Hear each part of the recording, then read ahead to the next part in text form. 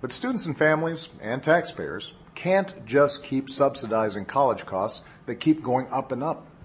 Not when the average college student now graduates with more than $26,000 in debt. We cannot price the middle class out of a college education. That's why I proposed major new reforms to make college more affordable and make it easier for folks to pay for their education. First, we're going to start rating colleges based on opportunity. Are they helping students from all kinds of backgrounds succeed? And on outcomes, their value to students and parents. In time, we'll use those ratings to make sure that the colleges that keep their tuition down are the ones that will see their taxpayer funding go up. Second, we're going to jumpstart competition between colleges over innovations that help more students graduate in less time, at less cost, while maintaining quality. A number of schools are already testing new approaches, like putting more courses online, or basing course credit on competence, not just hours spent in the classroom. And third, we're going to help more students responsibly manage their debt by making more of them eligible for a loan repayment program called Pay As You Earn, which caps your loan payments at 10% of what you make. And we'll reach out directly to students to make sure they know that this program exists. These reforms won't be popular with everybody, but the path we're on now is unsustainable for our students and our economy. Higher education shouldn't be a luxury or a roll of the dice. It's an economic imperative that every family in America should be able to afford. Thanks, and have a great weekend. I'd like to drop out of high school and get a meaningless job that makes me feel bad about myself. I'd like to fall victim to the old boys network. I don't want anybody to notice me. I just want to fly under the radar. I want to splatter against the glass ceiling. I don't have an opinion. I want to be a straight C student. I'm going to be a biomedical engineer. I want to succumb to peer pressure all of my life. I'm going to be a best-selling author and win the National Book Award. I'm going to be a marine biologist. Wait, I take mine back. I'm going to be a biomedical engineer. I think I'll be the president. I'm going to be Secretary of State. World-class chef, right here. Race car driver. Artist. Paleontologist. Film director. Surgeon. Teacher. Scientist. Olympian. I'm going to be the boss.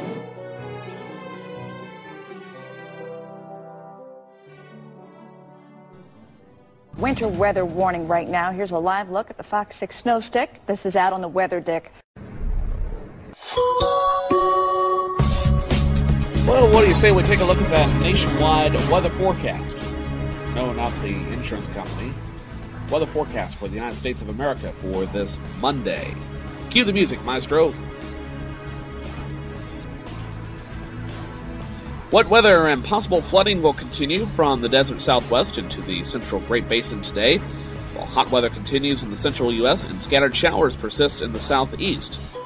In the west, intense rainfall from parts of inland southern California and Arizona into southern Nevada, Utah, and Colorado will lighten today as tropical depression Ivo continues to weaken in the eastern Pacific Ocean. Tropical moisture spreading inland across these areas will result in scattered showers with embedded thunderstorms and chances of locally heavy rainfall possible in Arizona and Utah. Flooding and flash flooding concerns will persist. In the central United States, as I said, hot temperatures will continue to heat up across the Midwest as an upper-level ridge of high pressure over the central U.S. shifts to the east. Heat advisories will remain in effect for portions of the upper Midwest as daytime highs climb into the 90s to near 100-degree mark, and heat indices reach into the triple digits. Meanwhile, in addition to heat, a cold front extending across the northern tier of the region will kick up scattered storms in parts of the upper Mississippi Valley and into the upper Great Lakes region. Parts of the Dakotas and to the central Wisconsin area are at a slight risk of severe thunderstorms developing with damaging wind gusts and large hail. And further east, an associated warm front will kick up showers in the northeast as it treks toward the eastern coast. To the south, expect showers and thunderstorms to continue near the Gulf Coast and across Florida. And that's a look at your weather forecast for this Monday, August 26th. All right. Perfect timing. Time for celebrity birthdays today. And And if you're celebrating a birthday today, happy birthday, and you share your birthday with the following people. Melissa McCarthy. Oh, she's a hottie. I'm serious. I'm not kidding. I have a thing for Melissa McCarthy. She is 43. I tell you, she does not look 43. She does not look it. Macaulay Culkin. Remember him from, I almost said Honey, I Shrunk the Kids. I meant from Home Alone movies. He is 33 today. Chris Pine, the new Captain Kirk in the latest Star Trek movies, turns 32 today. And it's time for Today in History. And before we run down what the AP has in store for us, which I'm sure they'll talk about this, on this date in 1920, the 19th Amendment to the United States Constitution went into effect, giving women the right to vote. Therefore, it is Women's Equality Day, which commemorates equal rights on this date, in which women were granted the right to vote across the great United States. It's time now for Today in History from the Associated Press.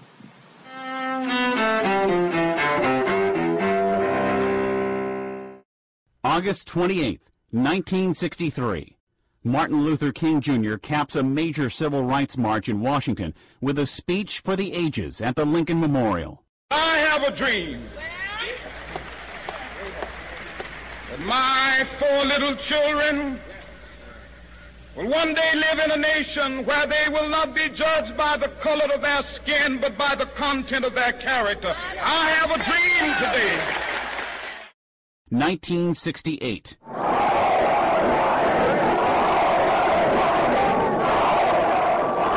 In Chicago, police and anti-Vietnam War protesters clash in the streets during the Democratic National Convention. Connecticut Senator Abraham Ribicoff condemns the police for the violence when he nominates a fellow senator for president. And with George McGovern as president of the United States, we wouldn't have to have Gestapo tactics in the streets of Chicago. But Vice President Hubert Humphrey is the nominee for the deeply divided Democrats. He narrowly loses to Republican Richard Nixon in the fall. 1955. Emmett Till, a black teenager from Chicago, is abducted from his uncle's home in Money, Mississippi. 2 white men seize Till after he supposedly whistled at a white woman. He's found brutally murdered days later. An all-white jury acquits the men of the crime. They later confess in a magazine interview. And 1996. In London, a royal split becomes final as Britain's Prince Charles and Princess Diana are granted a divorce. Diana is killed in a Paris car crash a year later. Charles marries longtime love Camilla Parker Bowles in the following decade. Today in History, August 28th. Ed Donahue, The Associated Press. If I gotta wear clothes, you gotta wear clothes. Don't you wish your boyfriend was hot like I am? Back at Rotary Park on this beautiful Monday morning, the 26th day of August, 2013. Thanks for downloading today's edition of First Cup. Tomorrow's program will be live back on at 9 o'clock Central Daylight Time, 10 o'clock Eastern, 8 o'clock Mountain, 7 o'clock Pacific, and Hawaii time. I guess it'll be, about 4 a.m.?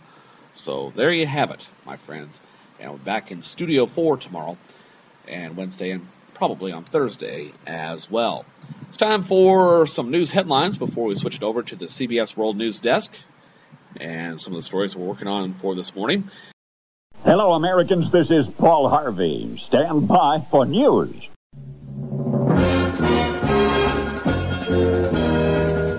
Firefighters have vowed to protect Yosemite National Park no matter what it takes. Fires already consumed 12,000 acres of the park as of Saturday. The fire crews struggled to save the national treasure. As of last night, the Rim Fire had burned 134,000 in California, and evacuating residents feared they would never see their homes again as more than 2,400 fire crew members struggled to control the fire. Dryness, winds, and hot temperatures further exacerbate the challenge, though fire crews said they hope Sunday the fire was only 7% contained coming out of the weekend. The 187-year-old Farmer's Almanac publication is predicting a harsh winter for 2013-2014. The publication hits newsstands today and uses descriptors such as piercing cold, bitterly cold, and biting cold to describe the upcoming season. It also predicts heavy snowfall for the Midwest, Great Lakes, and New England states. In addition, the almanac predicts this season's outdoor Super Bowl will be a storm bowl. So we'll see that first weekend in February. And finally, 2 more dead dolphins washed ashore over the weekend on New Jersey beaches, bringing New Jersey's statewide total to 68 since July 9th. The total number of dolphin deaths reported from the New Jersey down to Virginia this summer is 230. The National Oceanic and Atmospheric Administration has declared the deaths an unusual mortality event. Scientists believe that the dolphins are dying from viral pneumonia and have identified one with morbillivirus. All right. It's time now for today's news from the CBS World News Desk. It is Monday, August 23rd, 2013. And before we switch it over to the news desk, I wish to remind you to go to my friend Chris's website at facebook.com/Wishing Stars Native Creations to get great custom-made Native American jewelry. That's facebook.com/Wishing Stars Native Creations.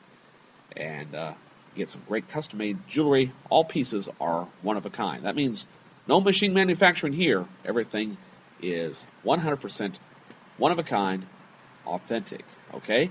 And if you also wish to advertise your business or have something that you'd like to sell, so long as it's not drugs or alcohol or something that I'm not authorized to sell, like, say, guns, email me at Gunther'sHouseOfFriends@gmail.com.